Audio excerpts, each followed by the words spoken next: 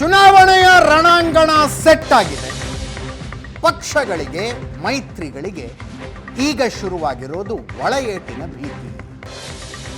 ಇವತ್ತಿನ ಕರ್ನಾಟಕ ಕುರುಕ್ಷೇತ್ರ ಪಾರ್ಟಿ ರೌಂಡ್ಸ್ನಲ್ಲಿ ಮೊದಲಿಗೆ ಬಿಜೆಪಿಯ ಒಳಏಟಿನ ಪಾಸಿಬಿಲಿಟಿಗಳನ್ನು ತೆಗೆದುಕೊಳ್ತಾ ಇದ್ದೀವಿ.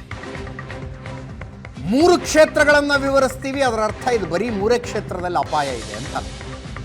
ಕಾಂಗ್ರೆಸ್ ಇಂದು 3 ಕ್ಷೇತ್ರಗಳನ್ನು ವಿವರಿಸ್ತೀವಿ, 3 ಕ್ಷೇತ್ರದಲ್ಲಿ ಅಪಾಯ ಇದೆ ಅಂತಲ್ಲ. ಒಳಏಟಿನ ಭೀತಿ ಕ್ಯಾಂಡಿಡೇಟ್ಗಳನ್ನ, ಅವರ ಬೆಂಬಲಿಗರನ್ನ ಮಲಗಕ್ಕೆ ಬಿಡ್ತಿಲ್ಲ.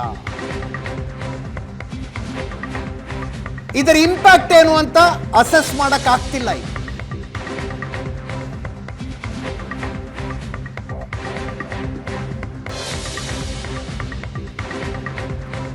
ಕಾಂಗ್ರೆಸ್ನವರು ಈ ಒಳ ಏಟಿನ, ಈ ಅಸಮಾಧಾನದ, ಈ ಭಿನ್ನ ಮತದ ಲಾಭ ಪಡ್ಕೊಳ್ಳೋಣ ಅಂತ ಕಾಯ್ತಿದ್ದಾರೆ.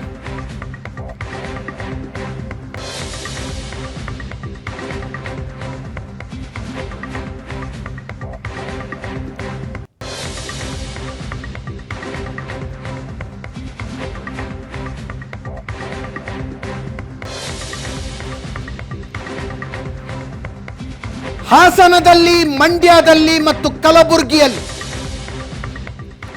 ಒಳ ಜಗಳದ ಆತಂಕ ಕಾಡ್ತಾ ಇರೋ.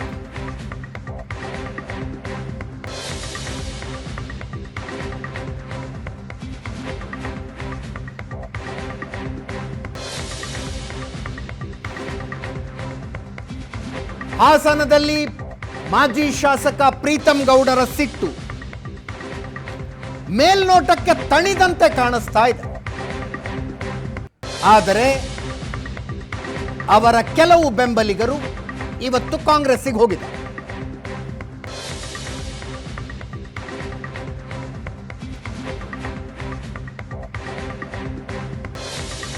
ಸಂಸದೆ ಸುಮಲತಾ ಬಿಜೆಪಿಯ ಸ್ಟಾರ್ ಕ್ಯಾಂಪೇನರ್ಸ್ ಲಿಸ್ಟ್ ಅಲ್ಲಿದ್ದಾರೆ. ಮಂಡ್ಯ ಬಿಟ್ಟು ಬೇರೆ ಎಲ್ಲೇ ಪ್ರಚಾರಕ್ಕೆ ಕಳಿಸಿದ್ರು ಹೋಗ್ತೀನಿ ಅಂತಿದ್ದಾರೆ.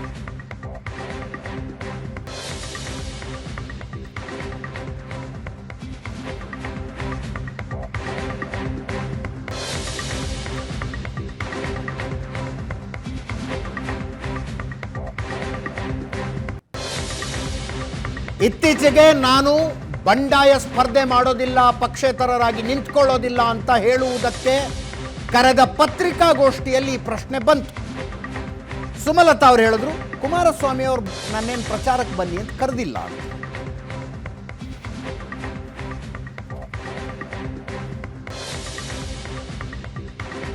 ಇನ್ನು ಕಲಬುರಗಿ ಲೋಕಸಭಾ ಕ್ಷೇತ್ರದ ವ್ಯಾಪ್ತಿಯಲ್ಲಿ ಜೆಡಿಎಸ್ನ ಒಬ್ಬ ಶಾಸಕರಿದ್ದಾರೆ. ಗುರುಮಿಟ್ಕಲ್ ವಿಧಾನಸಭಾ ಕ್ಷೇತ್ರದಿಂದ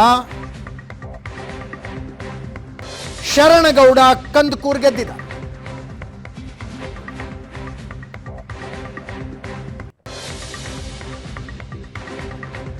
ಬಿಜೆಪಿ ಜೆಡಿಎಸ್ ಮೈತ್ರಿ ಆದಾಗಿನಿಂದಲೂ ಅವರದ್ದು ಅಸಮಾಧಾನ.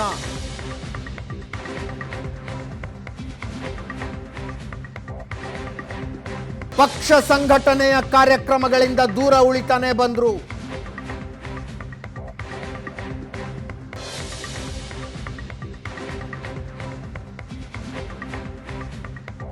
ಕುಮಾರಸ್ವಾಮಿ ಅವರು ಹಲವು ಬಾರಿ ಜೆಡಿಎಸ್ ಶಾಸಕರ ಸಭೆಗಳನ್ನು ರೆಸಾರ್ಟ್ಗಳಲ್ಲಿ ಮಾಡಿದ್ರು.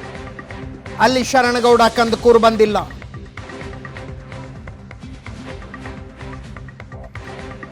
ಈಗ ಬಿಜೆಪಿ ಅಭ್ಯರ್ಥಿಯ ವಿರುದ್ಧ ಸಿಟ್ಟು ತೋಡಿಕೊಳ್ತಾ ಇದ್ದ. ನನ್ನನ್ನು ಬಂದು ಮಾತಾಡಿಸಿಲ್ಲ ಅವರು.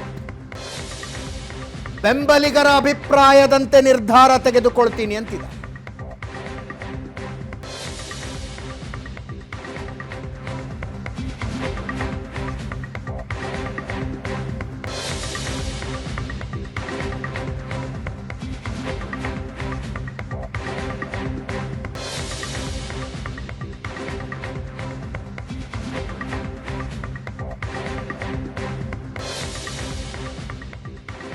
ಈ 3 ಕ್ಷೇತ್ರಗಳಲ್ಲಿನ ಬಿಜೆಪಿಯೊಳಗಿನ, ಮೈತ್ರಿಯೊಳಗಿನ ಅಸಮಾಧಾನದ ಲಾಭವನ್ನು ಹೆಂಗೆ ತೆಗೆದುಕೊಳ್ಳಬಹುದು ಅಂತ ಕಾಂಗ್ರೆಸ್ಸಿನ ಲೆಕ್ಕ.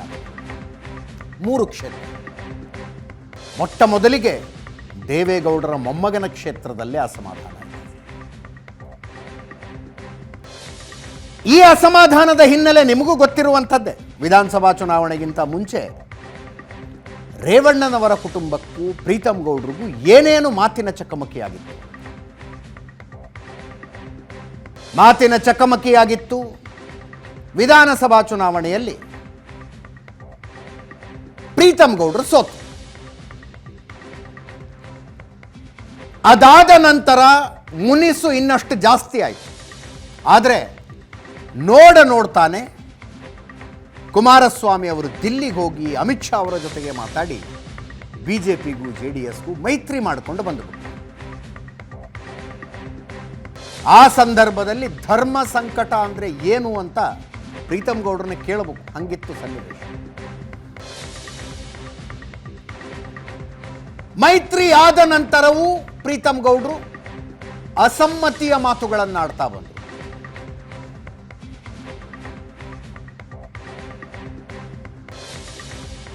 ಈಗ ಅವರಿಗೆ ರಾಜ್ಯ ಬಿಜೆಪಿಯಲ್ಲಿ ದೊಡ್ಡ ಹುದ್ದೆ ಕೊಡಲಾಗಿದೆ. ಮೈಸೂರು ಚಾಮರಾಜನಗರ ಕ್ಷೇತ್ರದ ಉಸ್ತುವಾರಿ ಕೊಡಲಾಗಿದೆ. ಅವರು ತಂಪಾಡಿಗೆ ತಾವು ಮೈಸೂರು ಚಾಮರಾಜನಗರ ಓಡಾಡ್ಕೊಂಡಿದ್ದಾರೆ. ಆದರೆ ತಮ್ಮ ಸ್ವಂತ ಕ್ಷೇತ್ರದಲ್ಲಿ ಮೈತ್ರಿ ಅಭ್ಯರ್ಥಿ ಅರ್ಥಾತ್ JDSನ ಅಭ್ಯರ್ಥಿ ಪ್ರಜ್ವಲ್ ರೇವಣ್ಣರನ್ನು ಗೆಲ್ಲಿಸಬೇಕು. ಈ ಬಿಜೆಪಿ JDS ಸಮನ್ವಯ ಸಮಾರಂಭ ಒಂದು ನಡೀತು ಬೆಂಗಳೂರಿನ ಏಟ್ರಿಯಾ ಹೋಟೆಲ್ನಲ್ಲಿ. ಕುತೂಹಲ ಇದ್ದದ್ದು ಕೆಲವರ ಬಗ್ಗೆ ಕುತೂಹಲ ಇತ್ತು. ಅವರು ಬರ್ತಾರಾ ಇಲ್ವಾ, ಅದಕ್ಕೆ ಅವರು ಬರ್ತಾರಾ ಇಲ್ವಾ. ಪ್ರೀತಂ ಗೌಡರು ಆ ಕಾರ್ಯಕ್ರಮಕ್ಕೆ ಹೋಗೋದಿಲ್ಲ ಅಂತಿತ್ತು. ಕೊನೆ ಕ್ಷಣದಲ್ಲಿ ಬಂದರು. ಏಟ್ರಿಯಾ ಹೋಟೆಲ್ನಲ್ಲಿ ಕಾಣಿಸ್ಕೊಂಡು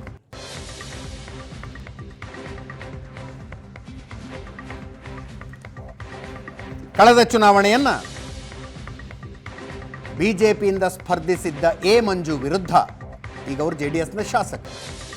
2019 ಲೋಕಸಭಾ ಚುನಾವಣೆಯನ್ನ ಆಗ ಬಿಜೆಪಿಯಿಂದ ಸ್ಪರ್ಧಿಸಿದ್ದ ಮಂಜು ವಿರುದ್ಧ ಪ್ರಜ್ವಲ್ ರೇವಣ್ಣ 1,41,224 ಮತಗಳ ಅಂತರದಿಂದ ಗೆದ್ದಿದ್ದ.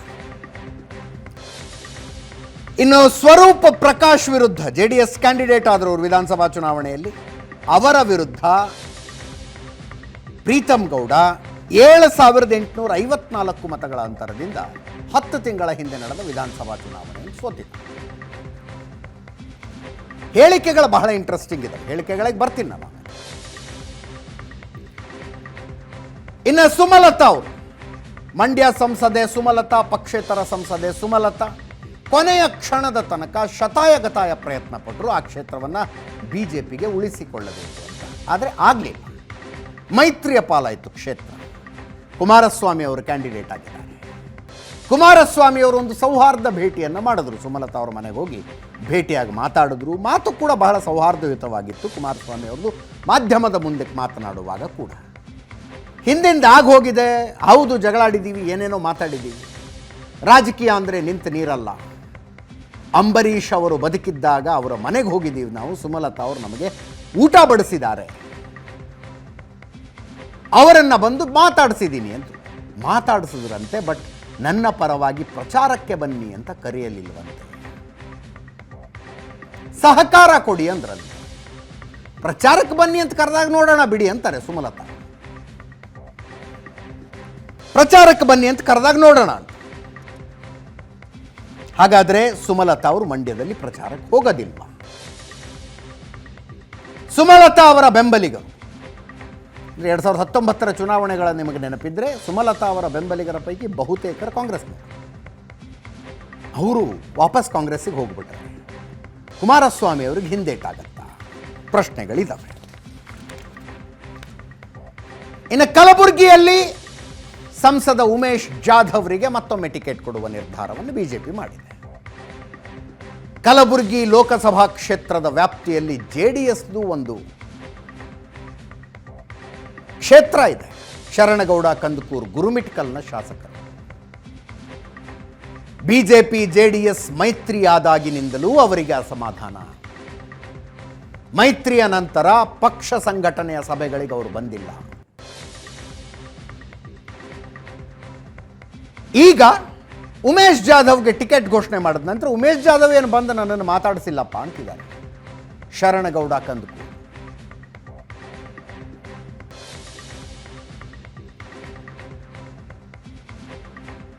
ನನ್ನ ಬೆಂಬಲಿಗರ ಅಭಿಪ್ರಾಯ ಕೇಳಿ ನಿರ್ಧಾರ ತಗೊಳ್ತೀನಿ ಅಂತೀನಿ.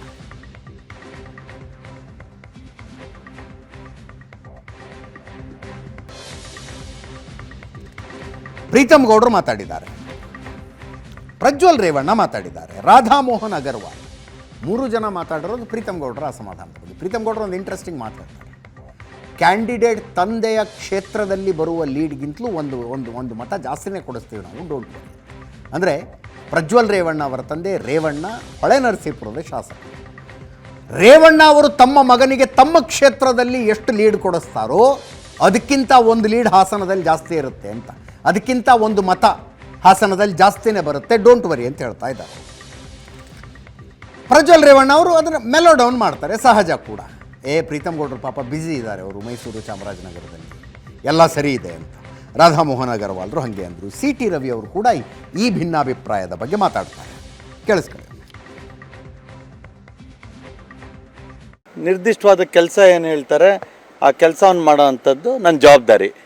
ಅವರು ನನ್ನನ್ನು ಜಮ್ಮು ಕಾಶ್ಮೀರ್ಗೆ ಹೋಗಿ ಕೆಲಸ ಮಾಡು ಅಂದರೆ ಜಮ್ಮು ಕಾಶ್ಮೀರಲ್ಲಿ ಕೆಲಸ ಮಾಡಬೇಕು, ಕನ್ಯಾಕುಮಾರಿಲಿ ಕೆಲಸ ಮಾಡಬೇಕು ಅಂದರೆ ಕನ್ಯಾಕುಮಾರಿಲಿ ಕೆಲಸ ಮಾಡ್ತೀನಿ. ನಿರ್ದಿಷ್ಟವಾದ ಕೆಲಸಗಳು ಏನೇನು ರಾಜ್ಯಾಧ್ಯಕ್ಷರು ಸೂಚನೆ ಕೊಟ್ಟಿದ್ದಾರೆ ಆ ಕೆಲಸಗಳನ್ನ ಮಾಡೋದಕ್ಕೆ ನಾನೊಬ್ಬ ರಾಜ್ಯ ಪ್ರಧಾನ ಕಾರ್ಯದರ್ಶಿಯಾಗಿ ನಾನು ಹಾಸನ ಜಿಲ್ಲೆನೂ ಗಮನಿಸೋದ್ರಿಂದ ಸಭೆ ಮಾಡಿ ಎಲ್ಲ ಕಾರ್ಯಕರ್ತರಿಗೆ, ಬೂತ್ ಲೆವೆಲ್ ಕಾರ್ಯಕರ್ತರಿಗೆ ನಿರ್ದೇಶನವನ್ನು ಕೊಟ್ಟು ಕೆಲಸವನ್ನು ಪ್ರಾರಂಭ ಮಾಡಿ ಬರ್ದಿದ್ದೀವಿ. ನನಗೇನಕ್ಕೆ ಮಾಹಿತಿ ಇದೆ, ನಮ್ಮ ಭಾರತೀಯ ಜನತಾ ಪಾರ್ಟಿ ಮೀಟಿಂಗ್ ಇರೋವಂಥದ್ದು, ಈಗ ಮೀಟಿಂಗಿಗೆ ಹೋಗ್ತಾ ಇದ್ದೀವಿ. ನನಗೆ ಮಾಹಿತಿ ಇಲ್ಲ, ಯಾವುದೋ ಮಾಹಿತಿ ಇಲ್ಲ. NDA ಅಭ್ಯರ್ಥಿ ಚುನಾವಣೆಯಲ್ಲಿ ಗೆಲ್ಲೋದಕ್ಕೆ ಯಾವೆಲ್ಲ ಪ್ರಯತ್ನ ಪಡಬೇಕು ಭಾರತೀಯ ಜನತಾ ಪಾರ್ಟಿ ಕಾರ್ಯಕರ್ತರು ಸಂಪೂರ್ಣವಾದ ಸಹಕಾರವನ್ನು ಕೊಟ್ಟು ಮೋದಿಯವರು ನೋಡಿ ಓಟ್ ಹಾಕ್ತಾರೆ. ಪ್ರೀತಮ್ ಗೌಡನ ನೋಡಿ ನಮ್ಮ ಮನೆಯಲ್ಲೂ ಮೋದಿ ಅಭಿಮಾನಿಗಳು ನನ್ನ ಮಾತು ಕೇಳಿ ಮೋದಿಯವ್ರ ಮುಖ ನೋಡಿ ಓಟ್ ಹಾಕ್ತಾರೆ. ನನ್ನ ಮಾತು ಕೇಳ್ತಾರೆ ನಮ್ಮ ಮನೇಲಿ. ನಾನೀಗ ಮಾತಾಡ್ತಾ ಇರೋದು NDA ದೇಶದ ಚುನಾವಣೆ, ಇದು ಪಂಚಾಯತಿ ಚುನಾವಣೆ ಎಲ್ಲ, ಮುನ್ಸಿಪಾಲಿಟಿ ಚುನಾವಣೆ ಎಲ್ಲ, ಪ್ರೀತಮ್ ಗೌಡನ ಚುನಾವಣೆ ಎಲ್ಲ. ನಾನು ಯಾರನ್ನು ಭೇಟಿ ಮಾಡಬೇಕಾದ್ರೆ ಒಂದೇ NDA ಅಲ್ವಾ ಸರ್, ಎಲ್ಲ ಒಂದು ಕುಟುಂಬದವ್ರು ಇದ್ದಂಗೆ. ನಾವು ಒಗ್ಗಟ್ಟಾಗಿ ಹೋಗುವಂಥ ಕೆಲಸ ನಾಗಲೇ ಮಾಡ್ತಾ ಇದೀವಿ. ಅವರು ಕೂಡ ನಿನ್ನೆ ಸೂಚನೆ ಕೊಟ್ಟಿದ್ದಾರೆ, ಮೊನ್ನೆನೂ ಸೂಚನೆ ಕೊಟ್ಟಿದ್ದಾರೆ. ಪ್ರಾಣೇಶ್ ಅಣ್ಣನ ಹತ್ರ 2 ಅವರ್ ಮಾತಾಡಿದ್ದಾರೆ. ನಿನ್ನೆ ಮಾತಾಡಿ ಏನಂತ ಹೇಳಿದ್ದಾರೆ, ನಾನೆಲ್ಲ ಬೆಂಬಲಿಗರು ಹೇಳಿದ್ದೀನಿ, ನಾನು ಕೂಡ ಹೋರಾಟ ಮಾಡ್ತೀನಿ. ಈಗ ಆ ಮೈಸೂರು ಮತ್ತು ಚಾಮರಾಜ ಇನ್ಚಾರ್ಜ್ ಇರೋದ್ರಿಂದ ನಾನು ಒಂದು ಸ್ವಲ್ಪ ಅಲ್ಲೂ ಕೂಡ ತೊಡಸ್ಕೋಬೇಕಾಗುತ್ತೆ ನನ್ನ ಕೆಲಸ ಕಾರ್ಯಗಳನ್ನ. ಅಲ್ಲಿ ಟೆಕ್ನಿಕಲ್ ಇಶ್ಯೂಸ್ ಇರೋದ್ರಿಂದ ಒಂದು ಸ್ವಲ್ಪ ತೊಡಸ್ಕೋಬೇಕಾಗುತ್ತೆ. ನಾನು ಶೀಘ್ರದಲ್ಲೇ ಹಾಸನ್ಗೂ ಬಂದು ಜೊತೆಗೆ ಸೇರಿ ಕ್ಯಾನ್ವಾಸ್ ಮಾಡೋ ಅಂಥ ಕೆಲಸನ ಮಾಡ್ತೀನಿ ಅಂತ ಹೇಳಿದ್ದಾರೆ.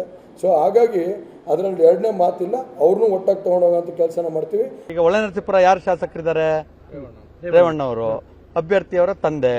ನಾನು ನಿಮ್ಗೆ ಒಂದು ಮಾತನ್ನು ಕೊಡ್ತೀನಿ, ಹಾಸನ ವಿಧಾನಸಭಾ ಕ್ಷೇತ್ರದಲ್ಲಿ ಅವ್ರು ಎಷ್ಟು ಲೀಡ್ ಕೊಡ್ತಾರೆ, ಹೊಳೆನರಸೀಪುರ ವಿಧಾನಸಭಾ ಕ್ಷೇತ್ರದಲ್ಲಿ ಎಷ್ಟು ಲೀಡ್ NDA ಅಭ್ಯರ್ಥಿ ಪರ ಕೊಡ್ತಾರೆ, ಅದಕ್ಕಿಂತ 1 ವೋಟ್ ಜಾಸ್ತಿ NDA ಅಭ್ಯರ್ಥಿಗೆ ಹಾಸನದಲ್ಲಿ ಲೀಡ್ ಕೊಡ್ತೀನಿ. ನನ್ನ ಜವಾಬ್ದಾರಿ. ಮೈಸೂರಲ್ಲಿ ಇದೀನಿ, ಇವತ್ತು ರಾತ್ರಿ ಹೋಗಿ ನಾಳೆ ಹಬ್ಬ ಎಲ್ಲರನ್ನೂ ಕರೆದಿ ಮಾತನಾಡೋ ಅಂತ ಕೆಲಸ ಮಾಡಿ.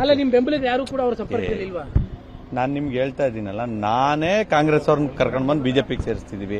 ಗೊಂದಲವನ್ನ ವಿನಾಕಾರಣ ಚರ್ಚೆಗೆ ಆಸ್ಪದ ಕೊಡೋದು ಬೇಡ. ಹಾಸನಲ್ಲಿ ಇರ್ತೀನಿ, ಇದ್ದು ಚರ್ಚೆಯನ್ನು ಮಾಡಿ ಯಾವ ರೀತಿಯಾಗಿ ಸುಸೂತ್ರವಾಗಿ NDA ಅಭ್ಯರ್ಥಿ ಗೆಲ್ಲಬೇಕು ಅದಕ್ಕೆ ನಾವು I have been to Hassan yesterday. Everything is good there. Hardly see any problem there. Everybody is working fine. Total BJP is working hard for JDS, even more than JDS workers, I can assure you. Including Pritham Gowda. Pritham Gowda is not alone. Pritham Gowda is an organization. He has a good team of more than 1,000 workers. And each and every worker of his is working for JDS candidate. You may be knowing, I don't know.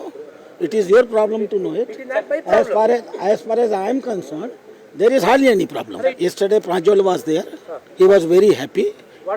He sat with me for about 2 hours. He even did a press conference in the presence of me. He didn't even took the Pritham Gowda's name even once that he is not working. He said his whole team is working for me.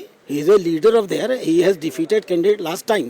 That does not mean that he is not. He is still after being defeated, he is still the most popular leader of Hassan city. He still is more popular than JDS MLA. That's what I am asking. That is his power. Sitting here also he can control Hassan politics. He is controlling. ನಿನ್ನೆ ಪ್ರೀತಮ್ ಗೌಡ್ರ ಹೇಳಿಕೆಯನ್ನು ನಾನು ಗಮನಿಸಿದೆ. ಅವ್ರು ಕೊಟ್ಟಿದ್ದನ್ನು ರಾಜ್ಯದ 28 ಲೋಕಸಭಾ ಕ್ಷೇತ್ರದ ಪರವಾಗಿ NDA ಗೆಲ್ಲೋದಕ್ಕೆ ನಾನು ಕೆಲಸ ಮಾಡ್ತೀನಿ. NDA ಅಂದರೆ ಪಾರ್ಟ್ ಆಫ್ ಜನತಾದಳ್. 28 ಲೋಕಸಭಾ ಕ್ಷೇತ್ರ ಅಂದರೆ ಹಾಸನವೂ ಸೇರಿದಂತೆ ಮೋದಿಯವರು ಪ್ರಧಾನಮಂತ್ರಿ ಆಗೋದಕ್ಕೆ ನಾವೆಲ್ಲರೂ ಸೇರಿ ಕೆಲಸ ಮಾಡ್ತೀವಿ. ರಿಸಲ್ಟ್ ಬಂದ ಮೇಲೆ ಗೊತ್ತಾಗುತ್ತೆ BJP ಮತಗಳು ಎಷ್ಟು ಮಟ್ಟಿಗೆ ಜನತಾದಳಕ್ಕೆ ಬಲ ಕೊಟ್ಟಿದ್ದಾವೆ ಅನ್ನೋದು ಫಲಿತಾಂಶದ ನಂತರ ಗೊತ್ತಾಗುತ್ತೆ. ನಾವೆಲ್ಲ ಪ್ರಯತ್ನ ಮಾಡ್ತೇವೆ. ನಮ್ಮ ಭಾರತೀಯ ಜನತಾ ಪಾರ್ಟಿಗೆ ಓಟ್ ಹಾಕೋರು ಅವ್ರು ಯಾರು ಕಾಂಗ್ರೆಸ್ಸಿಗೆ ಓಟ್ ಹಾಕಲ್ಲ. ಮಾಡ್ತಾ ಇದ್ದೀವಿ. ನಮ್ಮ ಜೊತೆಗೆ ನಮ್ಮ BJP beat reporter Ravi Shivaram ನೇರ ಸಂಪರ್ಕದಲ್ಲಿದ್ದಾರೆ. ರವಿ, ಇದೇನು ಮೇಲ್ನೋಟಕ್ಕೆ ಬಗೆಹರಿದಂಗೆ ಅನ್ನಿಸ್ತಾ ಇದೆ. ಪ್ರೀತಮ್ ಗೌಡ್ರ ಮಾತುಗಳನ್ನು ಹೆಂಗೆ ತಳ್ಳಿ ಹಾಕೋಕ್ಕಾಗತ್ತೆ? ಹೊಳೆ ನರಸೀಪುರದಲ್ಲಿ ಬರುವ ಲೀಡ್ಗಿಂತಲೂ 1 ವೋಟ್ ಜಾಸ್ತಿ ಲೀಡು ಹಾಸನದಲ್ಲಿ ಕೊಡಿಸ್ತೀನಿ, ನನ್ನ ಜವಾಬ್ದಾರಿ ಅಂತಾರೆ ಅವರು. ಅಲ್ಲಿಗೆ ಆಲ್ ಸೆಟ್ ಅಲ್ವಾ ಅದು? ಬಟ್ ನಾನು ಅಬ್ಸರ್ವ್ ಮಾಡ್ತಾ ಇದ್ದೆ, ಒಂದು ಸಲನೂ ಅವ್ರ ಬಾಯಲ್ಲಿ ಪ್ರಜ್ವಲನ್ನ ಹೆಸರು ಬರಲಿಲ್ಲ.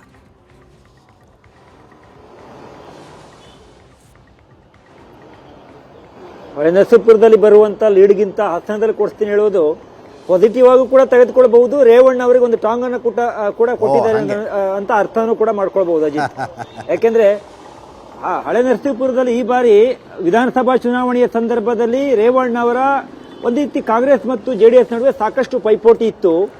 ಆ ಪೈಪೋಟಿ ಎಷ್ಟರ ಮಟ್ಟಿಗೆ ಇತ್ತು ಅಂದ್ರೆ ಸ್ವತಃ ಸಿದ್ದರಾಮಯ್ಯನವರು ಕಾಂಗ್ರೆಸ್ ಅಭ್ಯರ್ಥಿ ಪರವಾಗಿ ಪ್ರಚಾರಕ್ಕೆ ಹೋಗಲಿಲ್ಲ, ಹಾಗಾಗಿ ರೇವಣ್ಣ ಅವರು ಗೆದ್ಬಿಟ್ರು ಅನ್ನುವಂಥ ಚರ್ಚೆ ವಿಮರ್ಶೆ ಇದೆ. ಆ ಕಾರಣಕ್ಕೂ ಬಹುತೇಕ ಪ್ರೀತಮ್ ಗೌಡ್ರು ಆ ಒಂದು ಹೇಳಿಕೆಯನ್ನು ಕೊಟ್ಟಿರುವ ಸಾಧ್ಯತೆ ಇದೆ ಅಂತ ಅನ್ಸುತ್ತೆ ನನಗೆ. ಇನ್ನು ಪ್ರೀತಮ್ ಗೌಡ್ರು ಮೊನ್ನೆ ಬೆಂಗಳೂರಲ್ಲಿ ಸಭೆಯನ್ನು ಮಾಡಲಾಗಿತ್ತು. ಅಜಿತ್, CT ರವಿ, ವಿಜೇಂದ್ರ ಎಲ್ಲರೂ ಕೂಡ ಕರೆದು ಅವರ ಖಾಸಗಿ ಹೋಟೆಲ್ ಕೂರಿಸ್ಕೊಂಡಿದ್ರು. ಆ ಸಭೆಯಲ್ಲಿ ಅವರಿಗೆ ಸೂಚನೆಯನ್ನು ಕೊಟ್ಟಿದ್ದಾರೆ. ಆದರೆ ಅವರು ಆ ಸಭೆಯಲ್ಲಿ ಎಷ್ಟು ಕೋಪತಾಪವನ್ನು ವ್ಯಕ್ತಪಡಿಸ್ತಾರೆ ಅನ್ನೋದು ಅಲ್ಲಿ ಕುಳಿತಂತ ಕೆಲವರು ಮಾಹಿತಿಗಳನ್ನು ಕೊಡ್ತಾ ಇದ್ರು.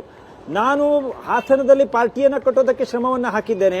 ಕುಮಾರಸ್ವಾಮಿ ಅವರು ಮುಖ್ಯಮಂತ್ರಿ ಆಗಿದ್ದಂಥ ಸಂದರ್ಭದಲ್ಲಿ ನಮ್ಮ ಮನೆಯ ಮೇಲೆ ಕಲ್ಲನ್ನು ಎಸೆಯಲಾಯಿತು.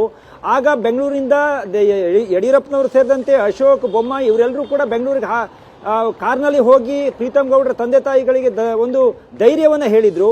ಅಂಥ ಸಂದರ್ಭ, ಅಂಥ ಸಿಚುವೇಶನ್ ಕೂಡ ನಾನು ಎದುರಿಸಿದ್ದೇನೆ. ಈಗ ಹೋಗಿ ಏನೋ ಪ್ರಜ್ವಲ್ ಅವರ ಪರವಾಗಿ ಪ್ರಚಾರ ಮಾಡು, ಪ್ರಜ್ವಲನ್ನು ಗೆಲ್ಲಿಸ್ಕೋಬಾ ಅಂತ ಹೇಳಿದ್ರೆ ನಾನು ಮನಸ್ಸಿಗೆ ಒಪ್ಪತ್ತೆ ಅನ್ನುವಂಥ ಚರ್ಚೆಗಳು, ಆ ಬೇಸರವನ್ನು ಕೂಡ ಪ್ರೀತಮ್ ಗೌಡ್ರು ತೋಡ್ಕೊಂಡ್ರು ಅನ್ನುವಂಥದ್ದು ನಮಗೆ ಸಿಕ್ಕಿರುವಂಥ ಮಾಹಿತಿ. ಆದರೆ ಅವರಿಗೆ ಪಾರ್ಟಿ ಹೈಕಮಾಂಡ್ ಈ ತೀರ್ಮಾನವನ್ನು ಮಾಡಿದೆ, ನೀವು ಕೆಲಸವನ್ನು ಮಾಡಲೇಬೇಕು ಅನ್ನುವಂಥ ಒಂದು ಸೂಚನೆಯನ್ನು CT ರವಿ ಆದಿಯಾಗಿ ವಿಜೇಂದ್ರ ಅವರು ಕೂಡ ಕೊಟ್ಟಿದ್ದಾರೆ ಅಜಿತ್. ಆದರೆ ಪ್ರೀತಮ್ ಗೌಡ್ರು ನಿಶ್ಚಿತವಾಗಿ ಅಲ್ಲಿ ಕೆಲಸ ಮಾಡುವಂಥ ಉಮೇದಿಯಲ್ಲಿ ಮನಸ್ಸಿನಲ್ಲಿಲ್ಲ. ಇನ್ನೊಂದು, ಅವರು ಮೈಸೂರಿಗೆ ಉಸ್ತುವಾರಿ ಆಗಿದ್ದಾರೆ ಎನ್ನುವಂಥದ್ದಕ್ಕೆ ಒಂದು ಅಜಿತ್ ಏನಂದ್ರೆ, ಯಾರು BJPಯ ಪ್ರಧಾನ ಕಾರ್ಯದರ್ಶಿಗಳಾಗಿರ್ತಾರೋ ಅವರಿಗೆ 4 ವಿಭಾಗಗಳಾಗಿ ಹಂಚಿಕೆಯನ್ನು ಮಾಡ್ಕೊಂಡಿರ್ತಾರೆ. ಆ 4 ವಿಭಾಗದ ಹಂಚಿಕೆಯಲ್ಲಿ ಹಳೆ ಮೈಸೂರು ಭಾಗದ ಜವಾಬ್ದಾರಿಯನ್ನು ಪ್ರೀತಮ್ ಗೌಡ್ರು ತೆಗೆದುಕೊಂಡಿದ್ದಾರೆ. ಹಾಗಾಗಿ ಅವರು ಮೈಸೂರಿನಲ್ಲಿ ಹೋಗಿ ಕುಳಿತುಕೊಂಡಿದ್ದಾರೆ. ಅವರು ಚುನಾವಣೆಯ ಉಸ್ತುವಾರಿ ಅನ್ನುವಂಥದ್ದೇನಲ್ಲ. ಒಬ್ಬ ಸಾಮಾನ್ಯವಾಗಿ ಯಾರು ಪ್ರಧಾನ ಕಾರ್ಯದರ್ಶಿ ಆಗಿರ್ತಾರೋ ಅವರಿಗೆ ವಿಭಾಗವಾರು ಜವಾಬ್ದಾರಿಗಳನ್ನು ಮೊದಲೇ ಹಂಚಿರ್ತಾರೆ. ಆದರೆ ಅವರು ಹಳೆ ಮೈಸೂರು ಭಾಗದ ಜವಾಬ್ದಾರಿ ಇರೋದ್ರಿಂದ ಅದು ಹಾಸನವೂ ಬರ್ತದೆ. ಆದರೆ ಅವರು ಹಾಸನ ಕಡೆ ಮುಖವನ್ನು ಮಾಡ್ತಾ ಇಲ್ಲ, ಕೇವಲ ಮೈಸೂರು, ಚಾಮರಾಜನಗರ ಕಡೆ ಮಾತ್ರ ಹೆಚ್ಚಿನ ಗಮನವನ್ನು ಕೊಟ್ಟಿದ್ದಾರೆ ಎನ್ನುವುದರ ಅರ್ಥ ಪ್ರಜ್ವಲ್ ಪರವಾಗಿ ಕೆಲಸವನ್ನು ಮಾಡೋದಕ್ಕೆ ಅವ್ರಿಗೆ ಇಷ್ಟ ಇಲ್ಲ ಎನ್ನುವಂಥದ್ದು. ಮೊನ್ನೆ ಅಮಿತ್ ಶಾ ಅವರು ಬಂದಂಥ ಸಂದರ್ಭದಲ್ಲಿ ಚಿಕ್ಕಬಳ್ಳಾಪುರ ಇರಬಹುದು, ಚಿತ್ರದುರ್ಗ ಇರಬಹುದು, ತುಮಕೂರು ಇರಬಹುದು, ಹಾಸನ ಇರಬಹುದು, ಈ ಎಲ್ಲಾ ಕ್ಷೇತ್ರಗಳ ಬಗ್ಗೆ ಕಂಪ್ಲೇಂಟ್ಗಳ ಮೇಲೆ ಕಂಪ್ಲೇಂಟ್ಗಳು ಹೋಗ್ತಾ ಇದ್ದಂತೆ, ಚರ್ಚೆ ಆಗ್ತಾ ಇದ್ದಂತೆ ಅಮಿತ್ ಶಾ ಅವರದ್ದು ಯಾವುದೇ ಕಂಪ್ಲೇಂಟ್ಗಳ ಬಗ್ಗೆಯೂ ಕೂಡ ಚರ್ಚೆಯನ್ನು ಮಾಡೋದಕ್ಕೆ ಮನಸ್ಸನ್ನ ಮಾಡಲಿಲ್ವಂತೆ. ಅಲ್ಲಿರುವ ಸಮಸ್ಯೆಗಳೇನು ಅದನ್ನು ಬಗೆಹರಿಸಬೇಕು, ಸಮನ್ವಯತೆಯ ಒಂದು ಕಮಿಟಿಯನ್ನು ಮಾಡಿ, ಸಮಿತಿಯನ್ನ ಮಾಡಿ ಆದಷ್ಟು ಬೇಗ ನೀವು ಅದರ ಇತ್ಯರ್ಥ ಮಾಡ್ಕೊಳ್ಳಿ ಹೇಳುವಂತ ಒಂದು ಸೂಚನೆಯನ್ನು ಕೊಟ್ಟಿದ್ರೂ ಕೂಡ ಅದು ಬಗೆಹರಿಯದ ಹಿನ್ನೆಲೆಯಲ್ಲಿ ಹೈಕಮಾಂಡ್ ಅಗರ್ವಾಲ್ ಅವರಿಗೆ ಕರೆಯನ್ನ ಮಾಡಿ, ನೀವು ಎಲ್ಲೆಲ್ಲಿ ಸಮಸ್ಯೆಗಳಿದೆ, ಗೊಂದಲ ಇದೆ, ನೀವೇ ಸ್ವತಃ ಹೋಗಿ ಅದನ್ನು ಬಗೆಹರಿಸಬೇಕನ್ನುವ ಕಾರಣಕ್ಕೆ ಈಗ ಅಗರ್ವಾಲ್ ಅವರು ಕೂಡ ಓಡಾಟವನ್ನು ಮಾಡ್ತಾ ಇದ್ದಾರೆ. ಜೊತೆಗೆ ಯಾರಿಗೆಲ್ಲ ಬೇಸರವನ್ನ ಈ ಒಂದು ಮೈತ್ರಿಯನ್ನು ಒಪ್ಪಿಕೊಳ್ಳುವ ಸ್ಥಿತಿಯಲ್ಲಿಲ್ವೋ ಅವರಿಗೆ ಸ್ವತಃ JP ನಡ್ಡಾ ಅವರು ಕೂಡ ಕಳೆದ ವಾರಗಳಿಂದ ಕರೆಯನ್ನ ಮಾಡ್ತಾ ಇದ್ದಾರೆ ಎನ್ನುವಂಥದ್ದು ನಮಗಿರುವಂತಹ ಮಾಹಿತಿ ಅಜಿತ್. ಆದರೆ ಪ್ರೀತಮ್ ಗೌಡ್ರಿಗೆ ಈ ಮೈತ್ರಿಯನ್ನು ಒಪ್ಪಿಕೊಳ್ಳದೆ ಇರೋದಕ್ಕೆ ಅಜಿತ್ ಕೇವಲ ಪಾರ್ಟಿ ಸಿದ್ಧಾಂತ ಎನ್ನುವುದು ಮಾತ್ರ ಇಲ್ಲಿ ಕಾರಣವಾಗ್ತಾ ಇಲ್ಲ. ಇಲ್ಲಿ ಪ್ರೀತಮ್ ಗೌಡ ವರ್ಸಸ್ ದೇವೇಗೌಡರ ಫ್ಯಾಮಿಲಿ ಎನ್ನುವಂಥದ್ದು ಇತ್ತು. ಈ ಬಾರಿ ವಿಧಾನಸಭಾ ಚುನಾವಣೆ ಸಂದರ್ಭದಲ್ಲಿ 7,000 ಓಟ್ಗಳಿಂದ ಸೋತರು. ಆ ಸಂದರ್ಭದಲ್ಲಿ ಅವರು ಏಕಾಏಕಿ ರೇವಣ್ಣ ಅವ್ರ ಮೇಲೆ ವಾಗ್ದಾಳಿ ಮಾಡ್ತಿರಬಹುದು, ಭವಾನಿ ರೇವಣ್ಣ ಅವ್ರ ಮೇಲೆ ವಾಗ್ದಾಳಿ ಮಾಡ್ತಿರಬಹುದು. ಆ ರೀತಿ ನಾನು ರಾಜಕಾರಣವನ್ನ ಮಾಡಿದ್ರೆ ಮಾತ್ರ ಅಲ್ಲಿ ಸರ್ವೈವ್ ಆಗೋದಕ್ಕೆ ಸಾಧ್ಯ ಎನ್ನುವುದನ್ನ ರಾಜ್ಯ BJP ನಾಯಕರುಗಳಿಗೆ ಆಗಾಗ ಪ್ರೀತಮ್ ಗೌಡ್ರು ಹೇಳ್ತಾ ಇದ್ರು. ಯಾಕೆ ದೇವೇಗೌಡರ ಮೇಲೆ ಅಥವಾ ಅವರ ಕುಟುಂಬದವರ ಮೇಲೆ ವಾಚಾಮಗೋಚರವಾಗಿ ವಾಗ್ದಾಳಿಯನ್ನು ಮಾಡ್ತಿರುವಂತಹ ಪ್ರಶ್ನೆಯನ್ನು ಈ ಹಿಂದೆಯೂ ಕೂಡ ಪ್ರೀತಮ್ ಗೌಡ್ರಿಗೆ ಕೇಳಲಾಗಿತ್ತು. ಯಾಕೆಂದ್ರೆ ನೀವಿನ್ನು ಯುವಕ ಇದೆಯಾ, ಕೆಲಸ ಮಾಡಬೇಕು, ಮುಂದೆ ಬೆಳಿಬೇಕು ಅನ್ನುವಂಥ ಕಾರಣಗಳನ್ನ ಅವರಿಗೆ ಬುದ್ಧಿ ಮಾತುಗಳನ್ನ ಹೇಳಿದಾಗ ಪ್ರೀತಮ್ ಗೌಡ್ರು ಈ ರೀತಿ ಉತ್ತರಗಳನ್ನ ರಾಜ್ಯ ನಾಯಕರುಗಳಿಗೆ ಕೊಡ್ತಾ ಇದ್ರು. ಆ ರೀತಿ ಜಿದ್ದಾಜಿದ್ದಿಗೆ ಬಿದ್ದು JDS ಮತ್ತು ದೇವೇಗೌಡರ ಕುಟುಂಬದ ವಿರುದ್ಧ ನಾನು ಸೆಣಸಿ ಒಂದು ಬಾರಿ MLA ಆಗಿದ್ದೀನಿ. ಈಗ ಆ ಗ್ರಿಪ್ಪನ್ನು ಬಿಟ್ಟುಕೊಟ್ರೆ ಮತ್ತೆ ಯಾರು ನಾಳೆಗೆ ನನಗೆ ಓಟನ್ನು ಕೇಳೋದಕ್ಕೆ ಅಥವಾ ವಿಧಾನಸಭೆ ಚುನಾವಣೆ ಎದುರಾದಾಗ ಮುಂದೆ ಮೈತ್ರಿ ಇರುತ್ತೋ ಹೋಗುತ್ತೋ ಅದೆಲ್ಲ ಗೊತ್ತಿಲ್ಲದೆ ಇರೋ ವಿಚಾರ. ಈಗ ನಾನು ಯಾಕೆ ಬೆಂಡ್ ಆಗಬೇಕು ಅನ್ನುವಂಥ ಪ್ರಶ್ನೆಯನ್ನು ರಾಜ್ಯ ನಾಯಕರುಗಳಿಗೆ ಮೇಲಿಂದ ಮೇಲೆ ಪ್ರೀತಮ್ ಗೌಡರು ಮಾಡ್ತಾನೆ ಇದ್ದಾರೆ. ಬಹುತೇಕ ಅಜಿತ್, ಈ ಒಂದು ಪ್ರೀತಮ್ ಗೌಡರ ಸಹಕಾರ ಚಳುವಳಿ ನಿಶ್ಚಿತವಾಗಿ ಮುಂದುವರಿಯುತ್ತೆ ಅನ್ನುವಂಥನ್ನ ಹೇಳ್ಬೋದಾಗಿದೆ. ಅಜಿತ್, ಎಸ್, ನಾವು ಸುಮಲತಾದು ಪ್ರತ್ಯೇಕವಾಗಿ ಚರ್ಚೆ ಮಾಡೋಣ. ಈ ಗುರುಮಿಟ್ಕಲ್ ಕಥೆ ಏನು?